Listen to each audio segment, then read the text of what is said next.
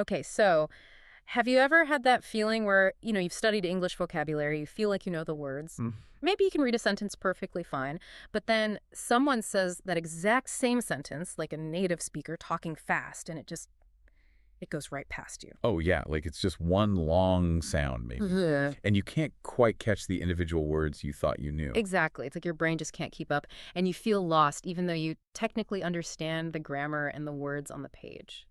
It's honestly one of the biggest frustrations we hear Yeah. about from English learners. Yeah. That feeling of, I should understand this, why don't I? Right. If that sounds like something you've experienced, well, you're definitely not alone. It's super common. But here's the interesting thing we found looking through the source material for this deep dive. Yeah. It's probably not about your speed. It's not that you need to magically think faster. Yeah. No, exactly. The source really emphasizes this. The issue isn't usually the listener's processing speed. It's that natural, fast-spoken English.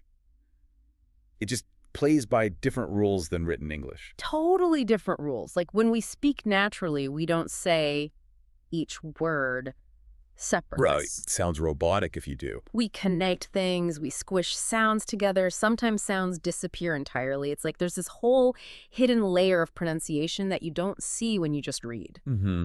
And the source points out that, most learning focuses heavily on reading and writing, which are crucial, obviously. Sure, you need them. But maybe you haven't had as much specific training on how to hear these connections, these reductions, these patterns that happen in real everyday speech. Okay, so that's our mission for this deep dive, pulling from what the source tells us. We want to show you that you absolutely can train your ears for this. It's learnable. Yeah, it's about recognizing the system behind the speed. It's not just random noise. We're going to look at why English sounds fast, how native speakers naturally connect words and change sounds. And importantly, we'll share some really practical strategies Mm-hmm. based on the source to help you start picking out those words, understanding conversations better, and feeling, a lot more confident. So by the end of this, you should have a much clearer idea about how words link up in ways you might not expect. Right. The most common sound changes, like reductions and contractions, that you really need to listen for. Mm-hmm. A smarter way to listen, so you're not trying to catch every single tiny word. Yeah, focusing on what matters. And a really effective practice method. The source strongly recommends this one that kind of ties everything together. The goal, really, is to help you shift from hearing this fast blur Yeah. to hearing predictable patterns. Yeah. And when you hear the patterns, English starts to feel slower, clearer, much more manageable. Okay, sounds like a plan. Where do we start? That fundamental difference. Let's start right there. Yeah. The core idea, the source highlights. We just don't speak word by word. We connect everything. It seems so obvious when you say it, but maybe not something you actively think about when you're learning, right? You see spaces between words on the page. Exactly. You expect pauses or at least clear breaks. But in reality, the end of one word often flows seamlessly into the beginning of the next. This linking is a huge factor. So give us an example. How does that work? Okay, well, the most common type of linking, and the source mentions this specifically, is when a word ends in a consonant sound, and the next word starts with a vowel sound. Ah, like an apple. Perfect example. You don't say "an," Paul. Apple. The "n" sound from "an" kind of jumps over and attaches to "apple." So it sounds more like an apple. Okay, an apple, I can hear that. What about something like turn off? Same idea. The "n" turn links to the "o-n" off. Turn off. Turn off. Got it. Or read it. They sound links to the "I." Arr. Read it. Okay, so that consonant sound just bridges the gap to the next vowel. That alone must make things sound smoother and faster. It definitely does. But linking isn't just consonant to vowel. Sounds can blend and change in other ways too, right at the word boundaries. The source gives some classic examples of how whole phrases get transformed. Oh, yeah, this is where it gets really interesting. Like the phrase, what do you want to do? 5 simple words on paper. Right. Read it slowly, it's clear. But Mhm. how does it usually sound in casual conversation? Something like, what I want to do. Exactly. What I want to do. Look at what happened there. Okay, what do you became? What I. The T in what often changes to a softer bird sound, do, gets reduced. You becomes ya, and it all mushes together. And then want to. That reduces down to wanna. Almost universally in informal speech. Wow. So wanna, and then wanna connect straight into do. Wanna do. You got it. That one short question shows multiple things happening. Sound changes, reductions, and linking between the changed parts. So it's not just speed, it's actual changes to the sounds themselves. That's the key insight from the source. Yeah. It follows predictable patterns. Let's take another one they mention. Did you eat? Okay. Did you eat? 3 words. Naturally. Often sounds like did you eat? Did you eat? Okay, so the D at the end of did and the Y sound at the beginning of you. Yeah. They kind of fuse. Yeah, they combine to make that Jew sound. Yeah. D plus J often becomes D, so did you turns into dija. Right, and if you're listening carefully for did and then you, but you hear didja. Your brain stalls. It's searching for a match that isn't there in the sound stream.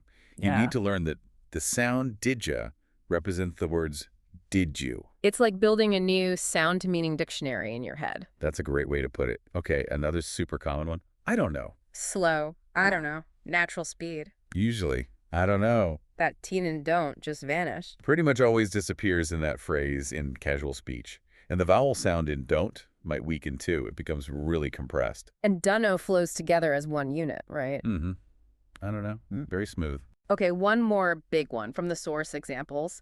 I am going to go. Slow and clear. I am going to go. Yeah. But naturally. It's gotta be I'm gonna go. Bingo. You've got the standard contraction I am to I'm, plus the very common reduction going to becoming gonna. And gonna links right into go. Gonna go. See, 5 words on the page become what sounds like 3 connected chunks. I'm gonna go. This really highlights why just knowing the words isn't enough. It's this constant linking, blending, reducing. It creates a continuous flow. Exactly. Your brain is trying to find the edges of the words, but native speakers often blur those edges for efficiency and rhythm. So the first big step is training your ear to recognize these common linked phrases, these sound chunks, as the source calls them, like, what are you, gonna is going to. Right. It stops being fast, weird noise and starts being recognizable language once you know the code, essentially. Which leads perfectly into the next big area the source explores. Those common reductions and contractions we've already started seeing. Sounds don't just link, they often get weaker or even disappear, especially in unstressed words. Yeah, this is all about efficiency in speech. If a sound or even a whole word isn't absolutely vital for the core meaning, we tend to minimize the effort, reduce it. Like taking shortcuts. Kind of, linguistic shortcuts. And the source points out some of the absolute most frequent ones you have to know. We've hit a couple already, but let's list them clearly. Okay, number 1, the one we saw in what I want to do, want to, reduces to. We hear this everywhere, right? Like, I want to leave soon. Oh, yeah. You'd almost never hear a native speaker say, I want to leave soon in a relaxed chat, unless they were really emphasizing the to for some reason. Wanna is the default. It feels almost clunky to say want to slowly now. Okay, next big one. Going to reduces to. Gonna, another giant example. She's going to be late. If you're only listening for going to, hearing gonna can throw you off completely. Absolutely. Until you make that automatic connection in your brain. Gonna, going to. Third one, got to, as in have got to, becomes gotta. Right. Used for obligation or strong necessity, like I gotta go now, or you gotta hear the song. These 3, wanna, gonna, gotta, the source basically says are non-negotiable. You absolutely need to recognize them instantly because they are incredibly high frequency. Okay, wanna, gonna, gotta, got it. But the source mentions others too, right? More informal ones. Yes, still very common in everyday speech, like the one we had, I don't know. Which often becomes, I don't know, with that drop T. Yep, and let me, like, oh, let me try. Exactly. Instead of the full, let me try and give me. Give me any, give me as in give me 5. Or give me a break. These might feel more informal, sure, but think about movies, TV shows, casual conversations. They're everywhere. This is where that gap between, like, textbook English and real spoken English feels huge. If you only learned let me, hearing let me could sound like a totally different unknown word. That's the challenge. But the positive side, as the source points out, is these aren't random. They happen in predictable ways. Once your brain learns let me maps to let me and give me maps to give me, the confusion disappears. It becomes just another recognizable pattern. Exactly.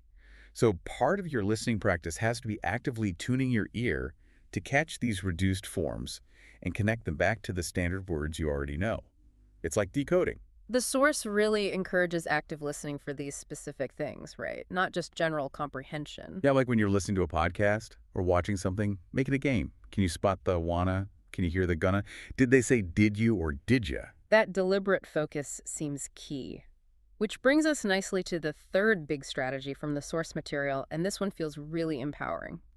Focus on the stressed words, not every single word. Oh, this is such a game changer because it aligns how you listen with how native speakers actually produce the language and prioritize information. Meaning we don't give equal importance to every word. Not at all. In English, we put stress, more emphasis, volume, length on the words that carry the main meaning. These are usually the content words. Content words, like nouns, main verbs, adjectives, adverbs, the meaty words. Exactly. The words that give you the core information. And the function words, the little grammatical words like articles, the prepositions of in at conjunctions but helping verbs is, am, or have, those tend to be unstressed. And those are the words where all the reductions and linking happen most often. Precisely. Because they're less critical for the basic meaning, they get shortened, weakened, and connected to keep the rhythm flowing. English is what linguists call a stress-timed language. Stress-timed, what does that mean exactly? It means the rhythm, the beat of the language, is determined by the stressed syllables. The time between stressed syllables tends to be roughly equal, regardless of how many unstressed syllables are packed in between. Okay, so the stressed words are like the main beats in music. Cute analogy. And all the little unstressed words have to squeeze in quickly between those main beats. You got it.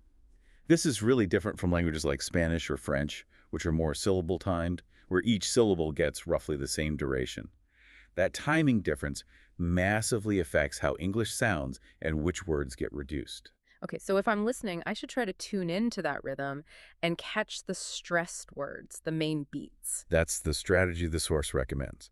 Because even if you miss some of the unstressed, reduced function words, catching the stress content words often gives you enough information to understand the core message. Let's try an example. The source had a good one. I was thinking about calling you yesterday. Okay, listen again. Where's the emphasis? I was thinking about calling you yesterday. Definitely thinking, calling, and yesterday. They stand out much more. Right. Those are the content words. Main verb, another verb form acting like one, and an adverb of time. Now notice the other words. I was about you. They're much quicker, softer, less distinct. I was might sound like ooey's, about is quick. You is probably reduced to ya. Exactly. But even if you only clearly heard thinking, calling, yesterday, you'd get the main idea, wouldn't you? Yeah, someone thought about phoning someone yesterday. The core is there. That's the power of focusing on stress. Let's try another one from the source. She's probably going to be late for the meeting. Okay, listening for the stress. Probably, late, meeting. Those pop out. Adverb, probability, adjective, state, noun, topic. What about she's gonna be for the? Much faster, weaker. She's is contracted. Gonna be is that reduction plus a weak be for though might sound like for the. Very reduced. But again, probably. Late meeting tells you the essential story. She's likely not on time for the meeting. This feels less stressful, actually. Like, I don't have to catch every single sound perfectly. I need to catch the important landmarks. That's exactly it. You're listening for the peaks, the rhythm, the main information carriers. It's how your brain already works in your native language. You just need to apply it consciously to English listening. Stop sweating the small stuff, the unstressed function words. Train your ear for the rhythm and the stressed words and use context to fill in the gaps. Right. It shifts your focus from decoding every tiny foam to understanding the overall meaning and flow. Okay, so we've talked about linking, reductions, and focusing on stress. How do we actually practice integrating all of this? What's the practical method? This brings us to the fourth key strategy from the source, and it's a really active, powerful technique: shadowing. Shadowing. Okay, I've heard of this. It's basically mimicking, right? Essentially, yes. The source describes it as listening to a piece of audio, crucially, authentic native speech, and trying to repeat it in real time, just slightly after the speaker, like an echo or a shadow. So not listen, pause, repeat, but speak along with the audio. Exactly. You're trying to match everything: the pronunciation, the intonation, the rhythm, the speed, and critically for our topic today, how they link words and use reductions. Why is that so effective? It sounds kind of difficult. It is challenging at first, but it works because it forces your mouth, your ears, and your brain to work together in a new way. You're not just passively listening. You're actively producing the sounds and patterns you're trying to understand. Ah, so by making the linked sounds yourself, by doing the reductions like wanna or gonna as you shadow, you build the physical and mental connection. Precisely. You feel how your mouth moves to create dia from dija. Your ear starts recognizing these patterns more easily because you've practiced making them yourself. It internalizes the rhythm and flow. Okay, so how do you actually do it? What are the steps the source recommends? Step 1. Find a suitable audio clip. Short is good to start, maybe 30 seconds to a minute or two, and it needs to be natural speech. Not slow, careful textbook audio. Right. A clip from a movie, a TV show, a YouTube video, an interview, another podcast, something real. Okay, got the clip. Step 2? Listen to it once or twice just to get the general idea, the gist. Don't worry about understanding every word yet. No subtitles at this stage. Just get a feel for it. Okay, step 3. Now play the clip again. And this time, start speaking with the speaker immediately after them. Echo their words. Try to stay as close behind them as possible. Okay, so I'm talking over the original audio, trying to match it. Yes. And step 4, the crucial part for today. Pay very close attention to the connected speech. Actively try to copy how they link words. Don't add pauses that aren't there. If they say wanna, you say wanna. If they drop a T, you drop the T. Mimic the flow, the reductions, the rhythm exactly as you hear it. It's going to feel messy at first, I imagine, like I'll fall behind or stumble. Absolutely. That's totally normal. Don't get discouraged. The goal isn't perfect repetition right away. It's the process of trying to match the natural flow. Pause and restart the clip as needed. Okay, this sounds like something we should really try now. Can we walk through some examples from the source and give people listening a chance to practice shadowing right here? Definitely. Let's dedicate some real time to this. It's the most practical application of everything we've discussed. Great. Okay, first example, a really common casual question. The source gives us this slow, word-by-word version. Hey, what are you doing this weekend? Okay, now listen carefully to the fast, natural version you're much more likely to actually hear. Hey, what are you doing this weekend? Hey, what are you doing this weekend? Let's break that down like the source suggests. Analyze first. What changed? Big change right at the start. What are you collapses into what are you. The eaten what often becomes a flap or sound. Yeah. Or it reduces to worry or just disappears in the surrounding sounds. And you becomes yeah. What? Okay, what are you? And then doing. Very often in casual speech, that final G sound gets dropped, becoming just doing. Right, doing. So we have what do you link to doing? Yeah. And doing links smoothly into this weekend. Exactly. So several changes packed in there. Okay, now let's try shadowing it. We'll say the natural speed phrase. As soon as you hear a start, you start repeating, like our echo. Ready? Listen and repeat immediately. Hey, what are you doing this weekend? Pause for listener practice. Allow about 8-10 seconds. Yeah. How did that go? Maybe a bit tricky to get the wadaya part smooth. Let's try it one more time. Really focus on that opening chunk. Again, shadow this. Hey, what are you doing this weekend? Pause for listener practice. Allow about 8-10 seconds. Nice. Even if it wasn't perfect, the act of trying builds the skill. Okay, next example from the source. Asking for help. Slow version. Can you help me with this? Okay, fast, natural version. Often sounds like, can you help me with this? Can you help me with it? What's the main change there? It's primarily can you becoming can ya. The vowel in can might weaken slightly, and you reduces to ya can ya. And anything else? Well, listen to help me. Often those link very closely too. Help me. The B sound might be very soft or unreleased before the M, so it's not help, pause. It's more like help me. Okay, so the whole phrase flows like can you helm with this? Almost. Pretty much, yeah. Yeah. Very smooth. All right, let's shadow this one. Remember, start repeating immediately. Listen and repeat. Can you help me with this? Pause for listener practice. Allow about 7-8 seconds. Let's do that one again. Focus on Kenya and the smooth helmy. One more time. Can you help me with this? Pause for listener practice. Allow about 7 to 8 seconds. Excellent effort. You're training your mouth and ears simultaneously. Okay, third example, also from the source. Expressing surprise or lack of knowledge. Slow. I didn't know that. Okay, fast, natural version. This one reduces a lot. I don't know that. I don't know that. We talked about dunno earlier. Remind us what happens there. Didn't know collapses. Didn't becomes like din or done. The T sound disappears. The vowel might change. And that done sound links right into no. And no links to that, often with the W sound being subtle. So I didn't know that 4 distinct word syllables become something sounding like, I do know that. maybe 3 syllables. Exactly. It's a massive compression. This is a fantastic one for shadowing because it really forces you to abandon the spelling and just mimic the sound. All right, let's try it. Focus on making that dunno sound shadow immediately. Listen and repeat. I don't know that. Pause for listener practice. Allow about 6 to 7 seconds. Okay, give it another try. Really lean into that, I don't know, chunk. Again. I don't know that. Pause for listener practice. Allow about 6 to 7 seconds. Brilliant. Feeling how different that is from saying, I did not know that. It's night and day, isn't it? Okay, let's quickly look at a couple more patterns, just identifying the changes first. How about the question? Is he going to be there? Slow version. Natural speed, probably. Is he going to be there? Right. What happened? Is links to he. The Z sound at the end of is connects to the vowel sound at the start of he, izzy. Well, maybe not quite izzy, but the each often drops. So it's like easy. Often, yeah. The H in function words like he, her, him have often disappears when they're unstressed. So is he becomes easy or easy? Okay. Easy, then going to becomes gonna. Yep. So the whole thing flows. Easy, going to be there. Linking and reduction. Okay. Another quick one. Tell her I'll be late. Slow version. What? Tell her I'll be late. What's the link? The L at the end of tell connects directly to her. And her, being an unstressed pronoun, often reduces to just her. So tell her becomes tell her. Tell her I'll be late. Yeah, I can hear that clearly now. These small, consistent changes really add up, don't they? They absolutely do. It's the accumulation of all these little links and reductions that creates that overall impression of speed and difficulty until you know the patterns. Okay, let's do one final, slightly longer shadowing practice for this part, using a sentence from the source that combines a couple of these common patterns.